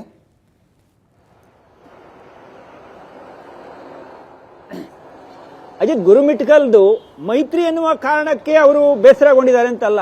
ಕುಂದಕೂರು ಮತ್ತೆ ಕುಮಾರಸ್ವಾಮಿ ಅವರ ನಡುವೆ ಯಾವ್ಯಾವ ರೀತಿಯ ಜಗಳಗಳಾದವು, ಅವರು ರಾಜ್ಯಸಭಾ ಚುನಾವಣೆ ಮತವನ್ನೇ ಹಾಕೋದಕ್ಕೆ ಬರುವುದಿಲ್ಲ ಹೇಳುವಂತ ತೀರ್ಮಾನಕ್ಕೆ ಬಂದಿದ್ರು. ಕೊನೆಯ ಗಳಿಗೆಯಲ್ಲಿ ಕುಮಾರಸ್ವಾಮಿ ಅವರು ತಮ್ಮಲ್ಲಿ ಎಷ್ಟು ಒಗ್ಗಟ್ಟಿದೆ ಎನ್ನುವ ತೋರಿಸೋದಕ್ಕೋಸ್ಕರವೇ 4ನೇ ಅಭ್ಯರ್ಥಿಯನ್ನು ಹಾಕಿದ್ರು ಎನ್ನುವಂತ ವಿಮರ್ಶೆಗಳು ಕೂಡ ಆದವು. ಅಂತಿಮವಾಗಿ ಅವರು ಬಂದಿದ್ದಾರೆ. ಈಗ ಇರುವಂತದ್ದು ಇವರೆಲ್ಲರೂ ಕೂಡ, ಈಗ ಕುಂದಕೂರು ಇರಬಹುದು, ಇವರಿಗೆ ಈ ಮೈತ್ರಿ ಇಷ್ಟ ಇದೆಯೋ ಇಲ್ವೋ ಅನ್ನೋದಕ್ಕಿಂತ ಮಿಗಿಲಾಗಿ ಅವರಿಗೆ JDS ನಲ್ಲೇ ಆರಂಭದಿಂದಲೂ ಕೂಡ ಚುನಾವಣೆ ಮುಕ್ತಾಯ ಆದ ಬಳಿಕ ಇಲ್ಲಿಯ ತನಕ ಕೂಡ ಅವರಿಗೆ JDS ನಲ್ಲೇ ಸರಿಯಾದ ತನ್ನ ಖುಷಿಯಲ್ಲಿ. ಅದೇ ಆಶ್ಚರ್ಯ. ಈಗ ಪ್ರೀತಮ್ ಗೌಡ್ರಿಗೆ ಯಾಕೆ ಅಸಮಾಧಾನ ಮೈತ್ರಿ ಅಂದ್ರೆ ವಿ ಕ್ಯಾನ್ ಅಂಡರ್ಸ್ಟ್ಯಾಂಡ್. ಅವ್ರದ್ದು ಫೈಟ್ ಇರೋದೇ JDS ವಿರುದ್ಧ. ಶರಣಗೌಡ ಕಂದಕೂರ್ದು ಅವರ ಕ್ಷೇತ್ರದಲ್ಲಿ ಬಿಜೆಪಿಯ ವಿರುದ್ಧ ಅಲ್ಲ, ಫೈಟ್ ಇರೋದು ಅವ್ರು ಕಾಂಗ್ರೆಸ್ ವಿರುದ್ಧ. ಆದರೂ ಮೈತ್ರಿ ಅವ್ರಿಗೆ ಯಾಕೆ ಇಷ್ಟ ಅಸಮಾಧಾನ, ಅದು ಬಿಯಾಂಡ್ ಅಂಡರ್ಸ್ಟ್ಯಾಂಡಿಂಗ್. ಹೌದು ಅಜಿತ್, ಅದೇ ಅಂದ್ರೆ ಅವ್ರಿಗೆ ಕುಮಾರಸ್ವಾಮಿ ಅವ್ರ ಜೊತೆ ಅವ್ರಿಗೆ ಸಂಬಂಧ ಉತ್ತಮವಾಗಿಲ್ವಾ, ಅವರಿಗೆ ತನ್ನನ್ನು ವಿಶ್ವಾಸ ತೆಗೆದುಕೊಂಡಿಲ್ಲ ಹೇಳುವಂತ ಮಾತುಗಳನ್ನು ಹೇಳ್ತಾರೆ, ಪ್ರಚಾರಕ್ಕೆ ಬಂದಿಲ್ಲ ಹೇಳುವಂತ ಮಾತುಗಳನ್ನು ಹೇಳ್ತಾರೆ. ಹೀಗೆ ಅವರಿಗೆ ಈ ಮೈತ್ರಿಗಿಂತ ವಿಶೇಷವಾಗಿ ಅವರ ಪಾರ್ಟಿಯ ಲೀಡರ್ಗಳ ಮೇಲೆ ಅವರಿಗೆ ಒಂದು ವಿಶ್ವಾಸ ಇಲ್ಲದೆ ಇರುವ ಹಿನ್ನೆಲೆಯಲ್ಲಿ ಈ ಒಂದು ಅವಕಾಶ ನನ್ನನ್ನು ಕೇಳದೆ ಅಥವಾ ನನ್ನನ್ನ ಅಭ್ಯರ್ಥಿ ಬಂದು ಮಾತನಾಡ್ತಿಲ್ಲ ಹೇಳುವುದಕ್ಕೆ ಆ ಒಂದು ಸಮಯನ ಅವರು ಬಳಸ್ಕೊಳ್ತಾ ಇದ್ದಾರೆ ಅಂತ ಅನ್ಸುತ್ತೆ. ಇದರಲ್ಲಿ ಅವ್ರಿಗೆ ಮೈತ್ರಿಯ ವಿರುದ್ಧ ಇದ್ದಾರೆ. ತಾವು ಹೇಳಿದಂತೆ ಅವರು ಕಾಂಗ್ರೆಸ್ ಜೊತೆ ಅವ್ರದ್ದು ಹೋರಾಟ ಇದೆ, ಬಿಜೆಪಿ ಇಲ್ಲವೇ ಇಲ್ಲ. ಆದ್ರೂ ಕೂಡ ವಿರೋಧವನ್ನ ಮಾಡ್ತಾ ಇದ್ದಾರೆ ಅಂತ ಹೇಳಿದ್ರೆ ಅವರಿಗೆ ತಾನಿರುವಂತ ಪಾರ್ಟಿಯ ನಾಯಕರ ಜೊತೆ ಸಂಬಂಧ ಉತ್ತಮವಾಗಿಲ್ಲ ಹೇಳೋದನ್ನು ಈ ಸಂದರ್ಭದಲ್ಲಿ ಕಾಣ್ತಾ ಇದೆ. Ajith, yes, thank you so much Ravi. BJP ಅವರಿಗೆ ಅಥವಾ ಮೈತ್ರಿಗೆ 3 ಕ್ಷೇತ್ರಗಳ ಅಸಮಾಧಾನ, ತಲೆನೋವು ಅಂತ ಹೇಳ್ತಾ ಇದ್ದೆ. ಒಂದು ಕ್ಷೇತ್ರದ ವಿಷಯ ಮಾತಾಡಿರಲಿಲ್ಲ, ಮಂಡ್ಯ. ಸುಮಲತಾ ಅವರು ಶಕ್ತಿ ಮೀರಿ ಪ್ರಯತ್ನಿಸಿದ್ರು ಮಂಡ್ಯನ ಈ ಸಲ ಬಿಜೆಪಿಗೆ ಉಳಿಸಿಕೊಳ್ಳಬೇಕು ಅಂತ. ಆದರೆ ಮೈತ್ರಿಯಲ್ಲಿ JDSನ ಪಾಲಾಯಿತು. ಅವರೊಂದು ಪತ್ರಿಕಾಗೋಷ್ಠಿ ಮಾಡಿ ಅದಕ್ಕಿಂತ ಮುಂಚೆ ಬೆಂಬಲಿಗರ ಅಭಿಪ್ರಾಯ ತಗೊಂಡು ತುಂಬ ಡಿಗ್ನಿಫೈಡ್ ಆಗಿ ಅನೌನ್ಸ್ ಮಾಡಿದ್ರು, ಒಳ್ಳೆಯದು, ನಾನು ಈ ಸಲ ಸ್ಪರ್ಧೆ ಮಾಡೋದಿಲ್ಲ ಮತ್ತು ಬಿಜೆಪಿಗೆ ಜಾಯಿನ್ ಆಗ್ತೀನಿ ಅಂತ ಹೇಳಿದ್ರು. ಜಾಯಿನ್ ಆದರೂ ಕೂಡ ಮಂಡ್ಯದಲ್ಲಿ ಪ್ರಚಾರ ಮಾಡ್ತಾರಾ ಇಲ್ವ? ಸುಮಲತಾ ಅವ್ರು ಹೇಳ್ತಾರೆ, ಕುಮಾರಸ್ವಾಮಿ ಅವ್ರು ನನ್ನೇನು ಪ್ರಚಾರಕ್ಕೆ ಕರೆದಿಲ್ಲ, ಸಹಕಾರ ಕೊಡಿ ಅಂದರು, ಸಹಕಾರ ಕೊಡ್ತೀನಿ, ಪ್ರಚಾರಕ್ಕೆ ಬನ್ನಿ ಅಂದ್ರೆ ಪ್ರಚಾರಕ್ಕೆ ಬರ್ತೀನಿ, ಉಳಿದಂತೆ ನನ್ನ ಪಕ್ಷ ಎಲ್ಲಿಗೆ ಹೋಗಿ ಪ್ರಚಾರ ಮಾಡು ಅನ್ನೋದು ಅಲ್ಲಿಗೆ ಹೋಗಿ ಪ್ರಚಾರ ಮಾಡ್ತೀನಿ ಅಂತ ಸುಮಲತಾ ಅವರ ಸ್ಟ್ಯಾಂಡ್. ಬಿಜೆಪಿಯ ಸ್ಟಾರ್ ಪ್ರಚಾರ ಬಿಜೆಪಿಯವರು ಯೋಚನೆ ಮಾಡ್ತಾ ಇದ್ದಾರೆ, ಸುಮಲತಾ ಅವರನ್ನ ಮಂಡ್ಯಕ್ಕೆ ಸೀಮಿತ ಮಾಡೋದು ಬೇಡ, ರಾಜ್ಯದಾದ್ಯಂತ ಅವರಿಂದ ಪ್ರಚಾರ ಮಾಡಿಸಬೇಕು.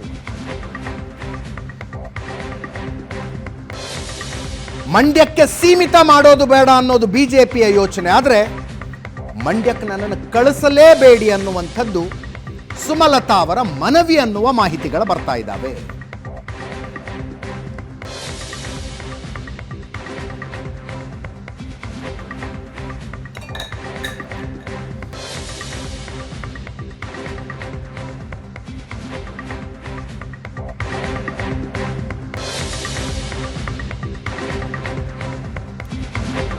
ಈಗ ಸುಮಲತಾ ಅವರು ಸೇರಿದಂತೆ ಎಲ್ಲ ಸ್ಟಾರ್ ಪ್ರಚಾರಕರಿಗೆ ಶೆಡ್ಯೂಲ್ ಹಾಕ್ತಾರೆ ಪಕ್ಷದಿಂದ, ಯಾರ್ಯಾರು ಯಾವತ್ತು ಯಾವ್ಯಾವ ಕ್ಷೇತ್ರದಲ್ಲಿ ಪ್ರಚಾರ ಮಾಡಬೇಕು. ಸುಮಲತಾ ಅವರು ಹಾಗೆ ಶೆಡ್ಯೂಲ್ ಹಾಕೋರಿಗೆ ಮನವಿ ಮಾಡಿಕೊಂಡಿದ್ದಾರಂತೆ, ಮಂಡ್ಯಕ್ಕೊಂದು ಕಳಿಸ್ಬೇಡಿ ನನ್ನನ್ನು, ಮಂಡ್ಯಕ್ಕೆ ಹೋಗಿ ಕುಮಾರಸ್ವಾಮಿ ಅವರ ಪರವಾಗಿ ಪ್ರಚಾರ ಮಾಡುವುದು ಮುಜುಗರ ಆಗುತ್ತೆ ಅಂತ ಅನ್ನೋ ಕಾರಣ ಇರಬೇಕು.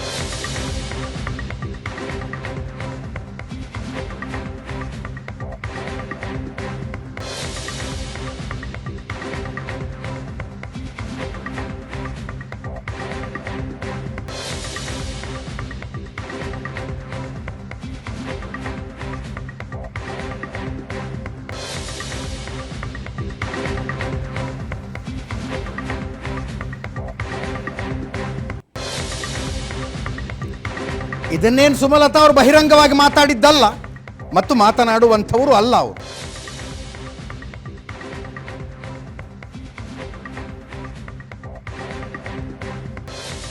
ಹಾಗಾದ್ರೆ ಒಳಗಿಂದೊಳಗೆ ಏನಾಗಿದೆ? ನಮ್ಮ ಪೊಲಿಟಿಕಲ್ ಬ್ಯೂರೋ ಚೀಫ್ ಆನಂದ ಬೈದನ ಮನೆ ನೇರ ಸಂಪರ್ಕದಲ್ಲಿದ್ದಾರೆ. ಆನಂದ, ನಿಜಾನ ಇದು ಮನವಿ ಮಾಡ್ಕೊಂಡಿದ್ದಾರೆ ಸುಮಲತಾ ಅವರು ಮಂಡ್ಯಕ್ಕೊಂದು ಕಳಿಸಬೇಡಿ ನನ್ನನ್ನು ಅಂತ?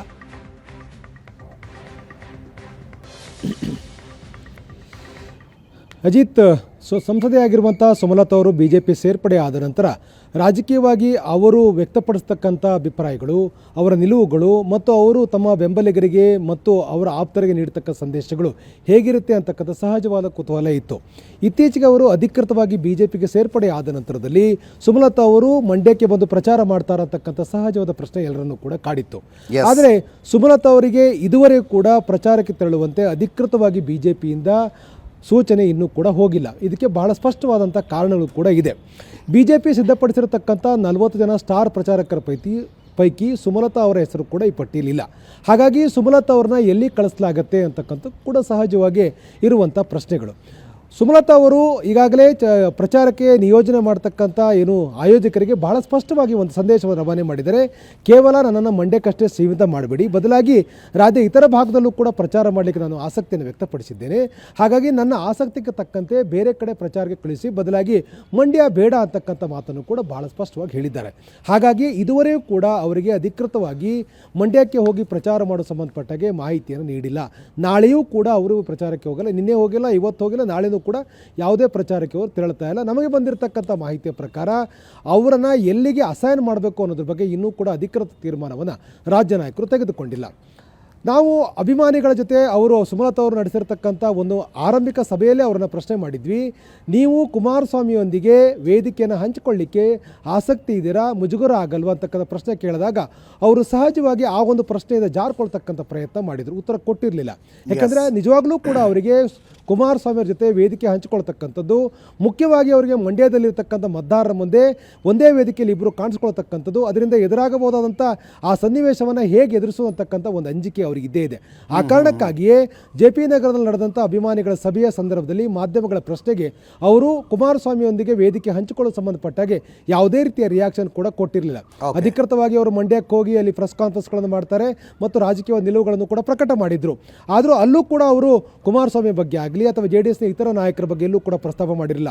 BJP ರಾಜ್ಯ ಕಚೇರಿಯಲ್ಲೂ ಕೂಡ ಅಧಿಕೃತವಾಗಿ ಪಕ್ಷ ಸೇರ್ಪಡೆ ಆದಾಗಲೂ ಕೂಡ ಕುಮಾರಸ್ವಾಮಿ ಅವರ ಬಗ್ಗೆ ಎಲ್ಲೂ ಕೂಡ ತುಟಿಕ್ ಪಿಟ್ಟಕ್ಕಂತಕ್ಕ ಮಾತನ್ನು ಕೂಡ ಅವರು ಹೇಳಿರಲಿಲ್ಲ. ಅಂದರೆ ಎಲ್ಲ ಒಂದು ಕಡೆ ಕುಮಾರಸ್ವಾಮಿ ಅವರ ಹೆಸರನ್ನು ಪ್ರಸ್ತಾಪ ಮಾಡಲಿಕ್ಕೆ ಅಥವಾ ಕುಮಾರಸ್ವಾಮಿ ಅವ್ರ ಜೊತೆ ವೇದಿಕೆಯನ್ನು ಹಂಚಿಕೊಳ್ಳಲಿಕ್ಕೆ, ಕುಮಾರಸ್ವಾಮಿ ಅವ್ರ ಜೊತೆ ನಿಂತು ಮತವನ್ನು ಯಾಚನೆ ಮಾಡಲಿಕ್ಕೆ ಅಷ್ಟು ಆಸಕ್ತಿ ಅವ್ರಿಗಿದ್ದಂಗೆ ಕಾಣ್ತಾ ಇಲ್ಲ. ಆ ಕಾರಣಕ್ಕಾಗಿ ಅವರು ಪ್ರಚಾರಕ್ಕೆ ಹೋಗೋ ಸಂದರ್ಭದಲ್ಲಿ ರಾಜ್ಯದ BJP ನಾಯಕರಿಗೆ ಅಧಿಕೃತವಾಗಿ ತಿಳಿಸಿದ್ದಾರೆ, ಕೇವಲ ಮಂಡ್ಯಕ್ಕೆ ಸೀಮಿತ ಮಾಡ್ತಕ್ಕಂಥ ಅಭಿಪ್ರಾಯಗಳನ್ನ ಇಟ್ಕೋಬೇಡಿ, ಬದಲಾಗಿ ಬೇರೆ ಕಡೆ ನನ್ನ ಅಸೈನ್ ಮಾಡಿ ಅಂತಕ್ಕಂಥ ಮಾತನ್ನು ಕೂಡ ಹೇಳಿದ್ದಾರೆ. ಆ ಕಾರಣಕ್ಕಾಗಿ ನಾಳೆವರೆಗೆ ಸಿದ್ಧಗೊಂಡಿರ್ತಕ್ಕಂಥ ಪಟ್ಟಿಯಲ್ಲಿ ಸುಮಲತಾ ಅವರು ಮಂಡ್ಯ ಕಡೆ ಪ್ರಚಾರ ಮಾಡ್ತಕ್ಕಂಥ ಬೇರೆ ಎಲ್ಲೂ ಪ್ರಚಾರ ಮಾಡೋ ಬಗ್ಗೆ ಇನ್ನೂ ಕೂಡ ಅಧಿಕೃತವಾಗಿ ಅವರ ಹೆಸರನ್ನು ಪ್ರಸ್ತಾಪ ಮಾಡಿಲ್ಲ.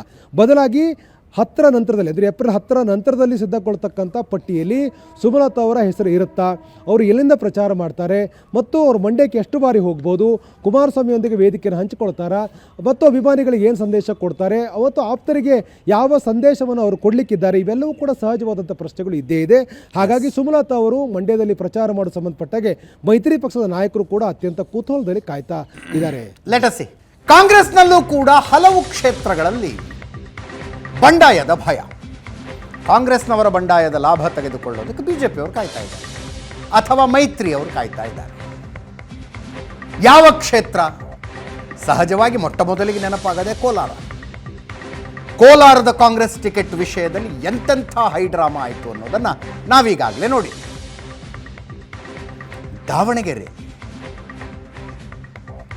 ದಾವಣಗೆರೆಯಲ್ಲಿ ಟಿಕೆಟ್ನ ಪ್ರಬಲ ಆಕಾಂಕ್ಷಿಯಾಗಿದ್ದ ವಿನಯ್ ಕುಮಾರ್ ಪಕ್ಷೇತರ ಸ್ಪರ್ಧೆ ಮಾಡೋದಕ್ಕೆ ತಯಾರಾಗಿದ್ದಾರೆ. ಬಾಗಲಕೋಟೆ ವೀಣಾ ಕಾಶಪ್ಪನವರು ಟಿಕೆಟ್ ಸಿಗಲ್ಲ ಅಂತ ಕನ್ಫರ್ಮ್ ಆದಾಗ ಕಣ್ಣೀರು ಹಾಕಿದ್ರು. ಅವರು ಇನ್ನೂ ತನಕ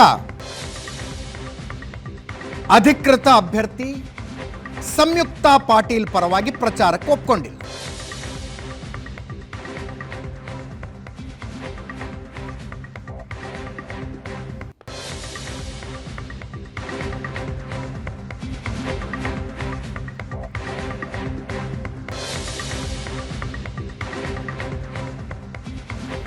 ಕೋಲಾರ, ದಾವಣಗೆರೆ, ಬಾಗಲಕೋಟೆ ಇಲ್ಲಿನ ಅಸಮಾಧಾನ ಕಾಂಗ್ರೆಸ್ಸಿಗೆ ಆತಂಕ.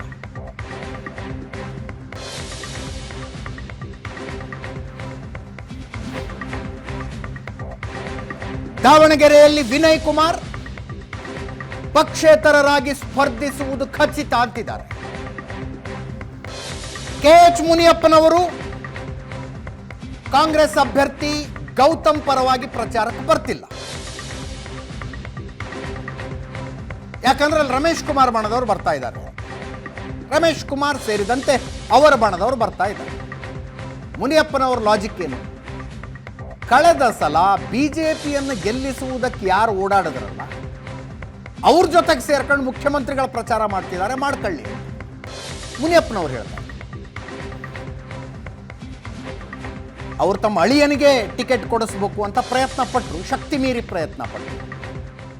ಯಾವಾಗ ಮುನಿಯಪ್ಪನವ್ರ ಅಳಿಯನಿಗೆ ಟಿಕೆಟ್ ಸಿಗುತ್ತೆ ಅನ್ನೋದು ಕನ್ಫರ್ಮ್ ಆಯಿತು, ರಮೇಶ್ ಕುಮಾರ್ ಬಣದ ಶಾಸಕರುಗಳು ರಾಜೀನಾಮೆ ಕೊಡೋ ತನಕ ಹೋಗ್ಬಿಟ್ರು.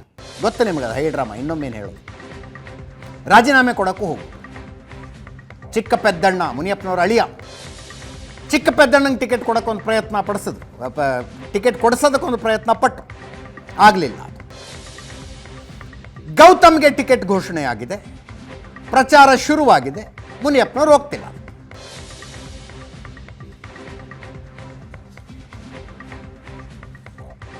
ಇನ್ನು ಸಂಯುಕ್ತ ಪಾಟೀಲ್ ಬಾಗಲಕೋಟೆಯ ಕಾಂಗ್ರೆಸ್ ಅಭ್ಯರ್ಥಿ, ವೀಣಾ ಕಾಶಪ್ಪನವರ ಪ್ರಬಲ ಆಕಾಂಕ್ಷಿಯಾಗಿದ್ದಾರೆ. ಅವ್ರು ಹೇಳ್ತಾರೆ ಸೋಲೋದು ಖಚಿತ ಅನ್ನುವ ಚುನಾವಣೆಯಲ್ಲಿ ನನಗೆ ಟಿಕೆಟ್ ಕೊಟ್ಟು ನಿಲ್ಲಿಸಿದ್ರಿ ನೀವು, ಈ ಸಲ ಇಲ್ಲಿ ಕಾಂಗ್ರೆಸ್ ಗೆಲ್ಲೋದು ಖಚಿತ, ನನಗೆ ಯಾಕೆ ಕೈ ಕೊಡ್ತಾ ಇದ್ದೀರಿ? ಸಚಿವ ಶಿವಾನಂದ ಪಾಟೀಲ್ ಮಗಳು ಸಂಯುಕ್ತ ಪಾಟೀಲ್ಗೆ ಇಲ್ಲಿ ಟಿಕೆಟ್ ಕೊಡಲಾಗಿದೆ.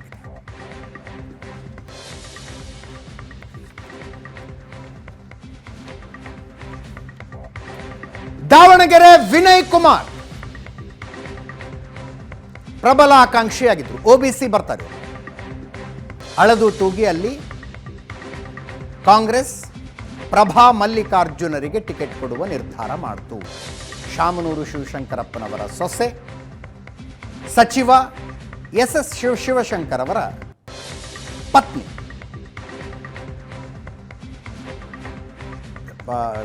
ಮಲ್ಲಿಕಾರ್ಜುನ್ ಅವರ ಪತ್ನಿ.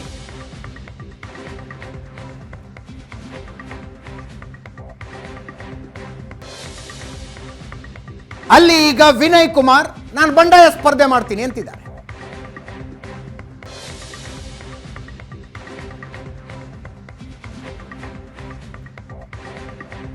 ವಿನಯ್ ಕುಮಾರ್ ಮಾತಾಡಿದ್ದಾರೆ, ವೀಣಾ ಕಾಶಪ್ಪನವರು ಮಾತಾಡಿದ್ದಾರೆ, ಕೇಳಿಸ್ತಾರೆ. ಕಳೆದ 15 ದಿನದಿಂದ ನಾನೇನು ಜನಾಭಿಪ್ರಾಯ ಸಂಗ್ರಹ ಮಾಡ್ತಾ ಇದ್ದೆ. ಅದರಲ್ಲಿ ಸುಮಾರು 170 ಹಳ್ಳಿಗಳಿಗೆ ಭೇಟಿ ಕೊಟ್ಟು ಪ್ರತಿಯೊಂದು ಹಳ್ಳಿನಲ್ಲೂ ಕೂಡ ಸಂವಾದ ಮಾಡಿ ಜನಾಭಿಪ್ರಾಯ ಕೂಡ ಸಂಗ್ರಹ ಮಾಡಿದ್ದೆ.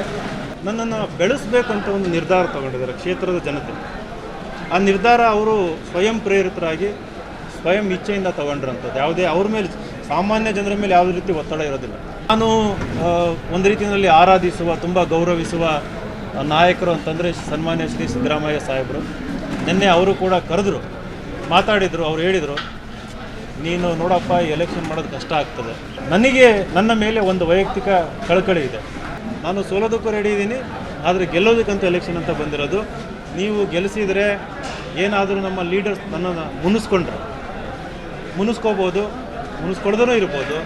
ಏನಾದರೂ ಅವರು ಮುನಿಸ್ಕೊಂಡಿದ್ದರೆ ಜನಗಳು ನೀವು ನನಗೆ ಗೆಲ್ಲಿಸಿ ಅದನ್ನು ಗೆಲುವನ್ನು ನಾನು ಅವರಿಗೆ ಗಿಫ್ಟಾಗಿ ಕೊಟ್ಟು ನೋಡಿ ಮತ್ತೆ ವಾಪಸ್ ನಿಮ್ಮ ಮಡಲಿಗೆ ಬಂದಿದ್ದೀನಿ ಅಂತ ಒಂದು ಹೇಳ್ಕೊಳ್ಳೋದಕ್ಕೆ ಒಂದು ಅವಕಾಶ ಸಿಗ್ತದೆ ಅಂತ ನಮ್ಮ ಜನರಿಗೆ ಮನವರಿಕೆ ಮಾಡಿದ್ದೀನಿ. ನಾನು ನಮ್ಮ ಪಕ್ಷದ ವರಿಷ್ಠರಿಗೆ ಹೇಳೋದಕ್ಕೆ ಬಯಸ್ತೀನಿ, ಇಲ್ಲಿ ನಾನು ಪಕ್ಷೇತರ ನಿಂತು ದಾವಣಗೆರೆ ಕ್ಷೇತ್ರದಲ್ಲಿ ಚುನಾವಣೆ ನಡೆಸಬೇಕಂತ ಜನಗಳ ಒಂದು ಆದೇಶದ ಮೇರೆಗೆ ಅಥವಾ ಅಭಿಲಾಷೆಯ ಮೇರೆಗೆ ನಾನು ಒಂದು ನಿರ್ಧಾರ ತಗೊಂಡಿದ್ದೇನೆ. ಇಲ್ಲ ಸಂಪರ್ಕ ಮಾಡಿಲ್ಲ. ನನ್ನ ನಂಬರು ಅವ್ರ ಇಬ್ಬರ ಹತ್ರನೂ ಇದೆ, ಅಭ್ಯರ್ಥಿ ಹತ್ರನೂ ಇದೆ. ಮಾನ್ಯ ಉಸ್ತುವಾರಿ ಸಚಿವರು, ನಾನು ಜಿಲ್ಲಾ ಪಂಚಾಯಿತಿ ಅಧ್ಯಕ್ಷರಾಗಿದ್ದೆ, ಆವಾಗ ನಮ್ಮ ಜಿಲ್ಲೆಗೆ ಉಸ್ತುವಾರಿ ಸಚಿವರಾಗಿದ್ದರು. ಅಂದಿನಿಂದನೂ ಕೂಡ ನನ್ನ ನಂಬರ್ ಅವ್ರ ಹತ್ರ ಇದೆ. ಅವರು ಕೂಡ ಯಾವುದೇ ಕರೆಗಳನ್ನು ಮಾಡುವಂಥದ್ದಾಗಿರ್ಬೋದು, ಸಂಪರ್ಕ ಮಾಡುವಂಥದ್ದಾಗಿರ್ಬೋದು, ಯಾವುದೂ ಕೂಡ ಮಾಡಿಲ್ಲ ಇಲ್ಲಿವರೆಗೂ. ನಿಟ್ಟಲ್ಲಿ ಇವತ್ತು ಸಭೆಯನ್ನು ಮಾಡಿದ್ದೀವಿ. ವಿಶೇಷವಾಗಿ ನಮ್ಮ ಎಲ್ಲ ಹಿತೈಷಿಗಳಾಗಿರ್ಬೋದು, ಅಭಿಮಾನಿಗಳಾಗಿರ್ಬೋದು, ಸ್ವಾಭಿಮಾನಿ ಸಭೆಯನ್ನು ಮಾಡಿದ್ದೀವಿ. ಎಲ್ಲರೂ ತಮ್ಮ ತಮ್ಮ ಅಭಿಪ್ರಾಯವನ್ನು, ಒಂದು 3-4 ಥರ ಅಭಿಪ್ರಾಯವನ್ನು ಹಂಚಿಕೊಂಡಿದ್ದಾರೆ. ಇವತ್ತು ಮುಂದಿನ ದಿನಮಾನದಲ್ಲಿ ಯುಗಾದಿ ಆದ ನಂತರ ನನ್ನ ಸ್ಪಷ್ಟ ನಿಲುವನ್ನು ನಾನು ಕಾಂಗ್ರೆಸ್ನವರಿಗೆ ದೊಡ್ಡ ತಲೆನೋವಾಗಿರುವ 3 ಕ್ಷೇತ್ರಗಳ ಬಂಡಾಯದ ಬಗ್ಗೆ ನಾವು ಮಾತಾಡ್ತಾ ಇದ್ವಿ. ಮತ್ತೊಮ್ಮೆ ನನ್ನ ಕೊಲೀಗ್ ಪೊಲಿಟಿಕಲ್ ಬ್ಯೂರೋ ಚೀಫ್ ಆನಂದ ಬೈದನಮನೆ ನಮ್ಮನ್ನು ಜಾಯ್ನ್ ಆಗಿದೆ. ಆನಂದ, ದಾವಣಗೆರೆಯನ್ನು ಶುರು ಮಾಡ್ಕೊಳ್ಳೋದಾದರೆ, ದಾವಣಗೆರೆಯಲ್ಲಿ ಅಸಮಾಧಾನ ಆ ಕಡೆನೂ ಇದೆ, ಈ ಕಡೆನೂ ಇದೆ. ಅಲ್ಲಿಗೆ 2 ಕಡೆ ಸಮಾನವಾದ ಅಸಮಾಧಾನ ಅಂದರೆ ಬ್ಯಾಲೆನ್ಸಿಂಗ್ ಫ್ಯಾಕ್ಟರ್ ಇದೆ ಅಂತ ಅಲ್ಲಿ.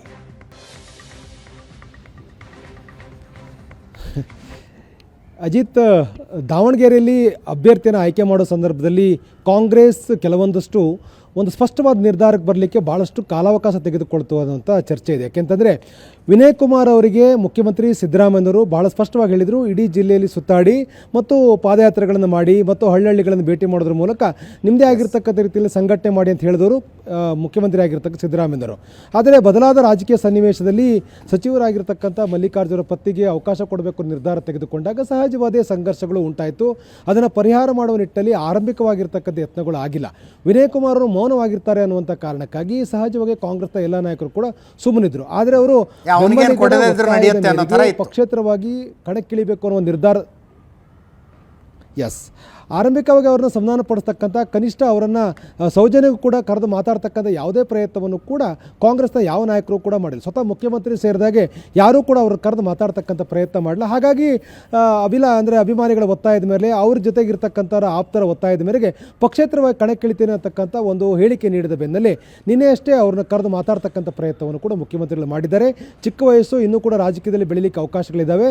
ಈ ಬಾರಿ ಕಾಂಗ್ರೆಸ್ನ ಗೆಲ್ಲಿಸಲಿಕ್ಕೆ ಪೂರಕವಾಗಿ ನಿಲ್ಲಿ ಅಂತಕ್ಕಂಥ ಮಾತನ್ನು ಹೇಳಿದ್ರು ಕೂಡ ಅಂತಿಮವಾಗಿ ಯಾವುದೇ ರೀತಿಯ ರಾಜಕೀಯ ತೀರ್ಮಾನಗಳನ್ನು ಪ್ರಕಟ ಮಾಡದೆ ಕ್ಷೇತ್ರಕ್ಕೆ ಹೋಗಿ ಅಭಿಮಾನಿಗಳು ಚರ್ಚೆ ಮಾಡಿ ತೀರ್ಮಾನ ಪ್ರಕಟ ಮಾಡ್ತೀನಿ ಅಂತಕ್ಕಂಥ ಮಾತನ್ನು ವಿನಯ್ ಕುಮಾರ್ ಹೇಳಿದ್ದಾರೆ.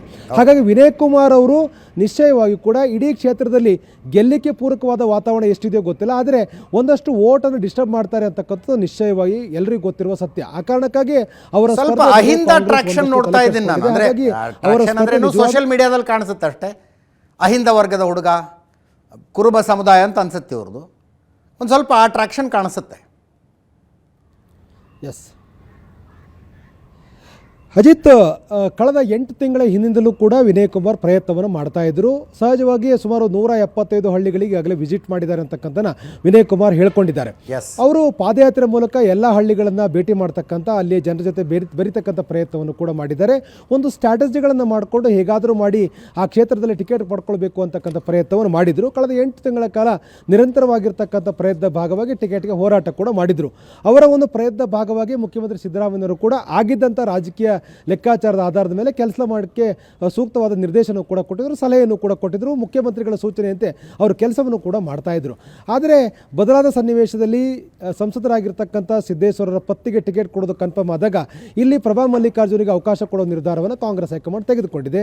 ಹಾಗಾಗಿ ಗೆಲ್ಲುವ ಅವಕಾಶಗಳನ್ನು ಕೂಡ ಎಲ್ಲ ರಾಜಕೀಯ ಪಕ್ಷಗಳು ಕೂಡ ಸಹಜವಾಗಿ ಅದನ್ನು ನೋಡ್ತಾ ಇರುವಂಥ ಹಿನ್ನೆಲೆಯಲ್ಲಿ ವಿನಯ್ ಕುಮಾರ್ಗೆ ಅವಕಾಶಗಳು ವಂಚಿತ ಆಗಿರ್ತಕ್ಕಂಥ ಈ ಸಂದರ್ಭದಲ್ಲಿ ತಮಗೆ ರಾಜಕೀಯವಾಗಿ ದೊಡ್ಡ ಮಟ್ಟದ ಹಿನ್ನಡೆ ಆಗಿದೆ ಅನ್ನುವಂಥ ಕಾರಣವನ್ನು ಮುಂದಿಟ್ಟುಕೊಂಡು ಪಕ್ಷೇತರವಾಗಿ ಸ್ಪರ್ಧೆ ಮಾಡಬೇಕು ಅನ್ನೋ ನಿರ್ಧಾರವನ್ನು ವಿನಯ್ ಕುಮಾರ್ ತೆಗೆದುಕೊಳ್ತಾ ಇದ್ದಾರೆ. ಕುರುಬ ಸಮುದಾಯಕ್ಕೆ ಸೇರಿರ್ತಕ್ಕಂಥ ಮತ್ತು ಅಹಿಂದ ವರ್ಗದ ಮತದಾರರು ಕೂಡ ದೊಡ್ಡ ಪ್ರಮಾಣದಲ್ಲಿರ್ತಕ್ಕಂಥ ದಾವಣಗೆರೆಯಲ್ಲಿ ಒಂದು ಪ್ರಯತ್ನ ಮಾಡಿದ್ರೆ ರಾಜಕೀಯವಾಗಿ ಗುರುತಿಸಲ್ಪಡಲಿಕ್ಕೆ ಅವಕಾಶ ಆಗುತ್ತೆ ಅಂತಕ್ಕಂಥ ರಾಜಕೀಯ ಉದ್ದೇಶವೂ ಕೂಡ ಅವ್ರದ್ದಿದೆ. ಆ ಕಾರಣಕ್ಕಾಗಿ ಅವರು ಈ ಬಾರಿ ಸ್ಪರ್ಧೆ ಮಾಡ್ತೀನಿ ಅಂತಕ್ಕಂಥ ಮಾತನ್ನು ಕೂಡ ಹೇಳ್ತಾ ಇದ್ದಾರೆ. ಅವರನ್ನು ಸಂಧಾನಪಡಿಸುವಂಥ ಪ್ರಯತ್ನವನ್ನು ಆರಂಭಿಕವಾಗಿ ಕಾಂಗ್ರೆಸ್ ನಾಯಕರು ಯಾರೂ ಮಾಡಿಲ್ಲ. ಆದರೆ ಈಗ ಅವ್ರನ್ನ ಸಂಧಾನಪಡಿಸುವಂಥ ಪ್ರಯತ್ನ ಮಾಡ್ತಿದ್ದಾರೆ. ಆದರೆ ಎಲ್ಲೋ ಒಂದು ಕಡೆ ಅವಕಾಶ ಸಹಜವಾಗಿ ಈಗ ಅವ್ರನ್ನ ಕಂಟ್ರೋಲ್ ಮಾಡ್ತಕ್ಕಂಥ ಅವಕಾಶಗಳು ಕಡಿಮೆ ಅನ್ನುವಂಥ ಮಾತುಗಳು ಕೂಡ ಇದೆ. ವಿನಯ್ ಕುಮಾರ್ ಇಲ್ಲಿ ಬಂಡಾಯವಾಗಿ ಸ್ಪರ್ಧೆ ಮಾಡ್ತಕ್ಕಂಥ ನಿರ್ಧಾರವನ್ನು ತೆಗೆದುಕೊಂಡಿದ್ದಾರೆ. ನಿಶ್ಚಯವಾಗಿಯೂ ಕೂಡ ಕಾಂಗ್ರೆಸ್ಗೆ ದೊಡ್ಡ ಮಟ್ಟದ ಒಂದು ಸಮಸ್ಯೆ ಆಗಬಹುದೇನೋ ಅಂತಕ್ಕಂಥ ಮಾಹಿತಿಗಳು ಕೂಡ ಇದೆ. Ajith, yes, quickly Kolar, quick ಆಗಿ. ಎಸ್, ಕೋಲಾರದಲ್ಲಿ ಟಿಕೆಟ್ ಪಡಿಬೇಕು ಅಂತಕ್ಕಂಥ ಪ್ರಯತ್ನವನ್ನು ಮುನಿಯಪ್ಪದವರು ಕೊನೆ ಹಂತನೂ ಕೂಡ ಮಾಡಿದರು. ಆದರೆ ಸಾಧ್ಯವಾಗದಿದ್ದಾಗ ಸಹಜವಾಗಿ ಅವ್ರಿಗಿರ್ತಕ್ಕಂಥ ಕೋಪ ಬಹಿರಂಗ ಆಗಿದೆ. ಪಕ್ಷದ ಅಧಿಕೃತ ಕಾರ್ಯಕ್ರಮದಲ್ಲೂ ಕೂಡ ದೂರ ಉಳಿಯುವ ಮೂಲಕ ತಮ್ಮ ಕೋಪವನ್ನು ಹೊರಹಾಕ್ತಕ್ಕಂಥ ಪ್ರಯತ್ನ ಮಾಡಿದ್ದಾರೆ.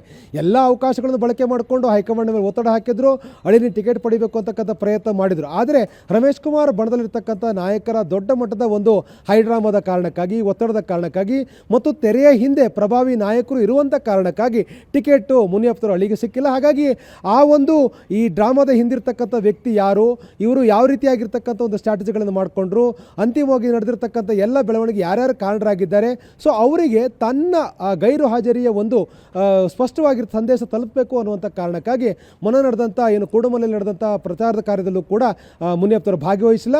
ನಿಶಾಬಾಯಿ ಕೂಡ ಮುನಿಯಪ್ಪನವರಿಗೆ ಅವ್ರದ್ದೇ ಆಗಿರ್ತಕ್ಕಂಥ ದೊಡ್ಡ ಮಟ್ಟದ ಒಂದು ಫ್ಯಾನ್ ಫಾಲೋವರ್ಸು ಕೂಡ ಇದ್ದಾರೆ, ಅವರ ಸಮುದಾಯದವರು ಇದ್ದಾರೆ. ಹಾಗಾಗಿ ಈ ಮುಂಬರ್ತಕ್ಕಂಥ ಚುನಾವಣೆಯಲ್ಲಿ ಮತಯಾಚನೆ ಮಾಡೋ ಸಂದರ್ಭದಲ್ಲಿ ಇವು ಭಾಳ ಸ್ಪಷ್ಟವಾಗಿ ಅಡ್ಡಿ ಆಗ್ತಕ್ಕಂಥ ಸಾಧ್ಯತೆಗಳು ಕೂಡ ಇದೆ.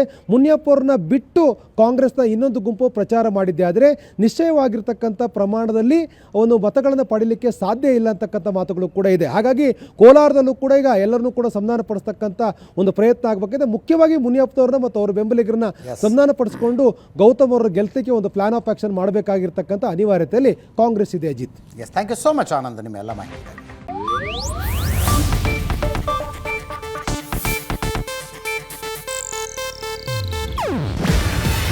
ಇದು ಏಷ್ಯಾನೆಟ್ ನ್ಯೂಸ್ ನೆಟ್ವರ್ಕ್ ಪ್ರಸ್ತುತಿ. ನೀವು ನೋಡ್ತಿದ್ದೀರಾ ಏಷ್ಯಾನೆಟ್ ಸುವರ್ಣ ನ್ಯೂಸ್.